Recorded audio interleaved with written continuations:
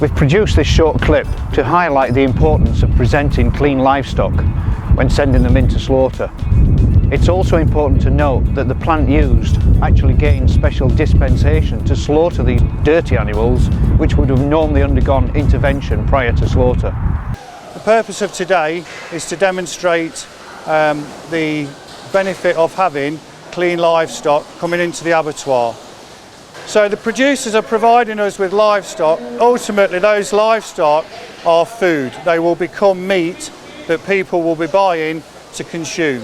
So prevention is better than cure. Prevention, bringing in clean livestock, and the cure is the fact that we will not need to remove parts of carcasses to put into the bin because of contamination from dirty hides or fleeces, therefore improving the return for the producer. So this animal has been presented to us. This has come from a well-managed producer. The animal is in A1 cleanliness condition for us. There is no mud or muck that's stuck to the beast anywhere. So this one we can accept straight in and process immediately without any further intervention.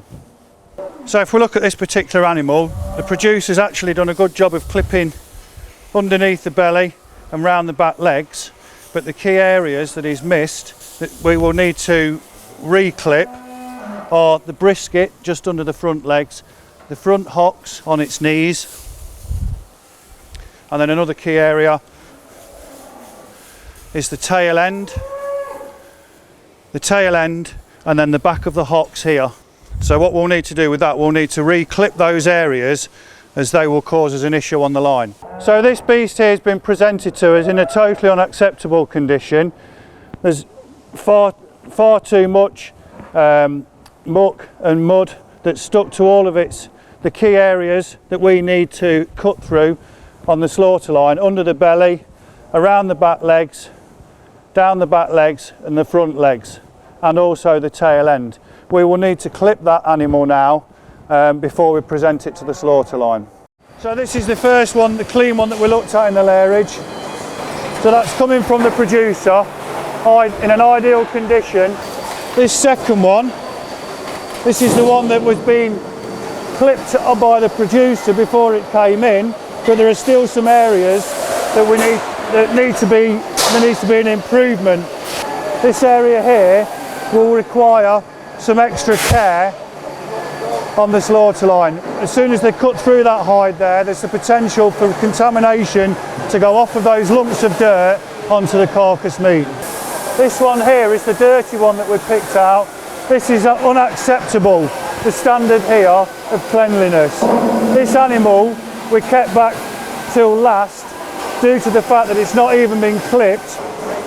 This animal should either have been clipped on farm or at the abattoir here, but we kept this one back for the purposes of explanation. So you can see as the further into the process the animal goes, the more of the carcass meat is exposed as we start to remove the hide. So you can see the cut lines at the top where we've cut round to expose the legs, and now we've got a cut line right up the middle of the brisket there, which is part of the hide removal. So the second one here is the one that's been clipped on farm but not adequately enough. You'll see there as it goes through that now, you can see already contamination that's got onto that brisket fat that's come off of that dirty hide. So that contamination will need to be removed further down the line, which again has an impact on the producer because it's reduced weight. And then the last one you can see just to the right, this is totally inadequate, so we're having to take a lot more care around the leg area and when we get onto the next station around the brisket. But this is massively exposed to getting contamination from that dirty hide.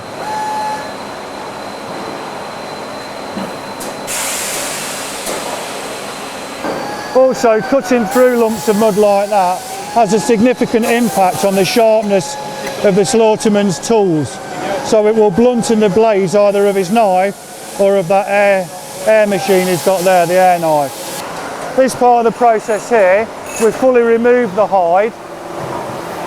So as that gets folded in and gets pulled off by the machine, you can see that those big lumps of muck are now touching the hide there because it's been rolling in, and as they get pulled off and wrapped up with the machine, they will break, and then that will create dust particles that will then come back onto the carcass meat.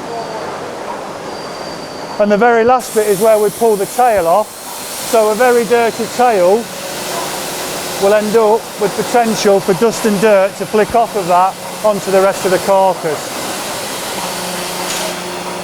So this was our animal that was clipped but not adequately clipped around the brisket area, and you can see that the operative now is having to remove contamination from that carcass that's come from that dirty hide. That will be a loss to the producer, as that is weight that is being removed from his carcass. This was our very dirty animal, and we're going to be in a similar situation where this contamination is going to need to be removed prior to us presenting it for inspection. This area here is why it's important that that the front knees of the animal are also clean. As that hide retracts and we cut that through, we get contamination resulting on the end of the shin bones there. We've also got contamination here and here that will also need to be removed, and all of that is down to the animal was dirty when it came in. Pathogens such as E. coli and Salmonella, carried in the guts and then faeces of infected animals transferred onto sterile carcass meat, can actually cause foodborne illnesses to humans.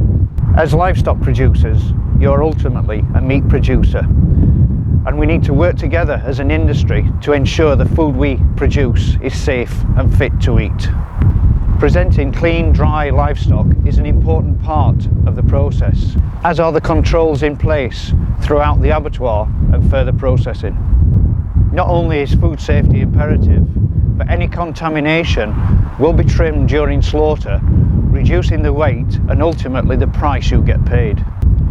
So to ensure food safety and maximise returns to your business, ensure your animals are presented in a clean, dry condition when sending them for slaughter. The real key to this issue is prevention rather than cure.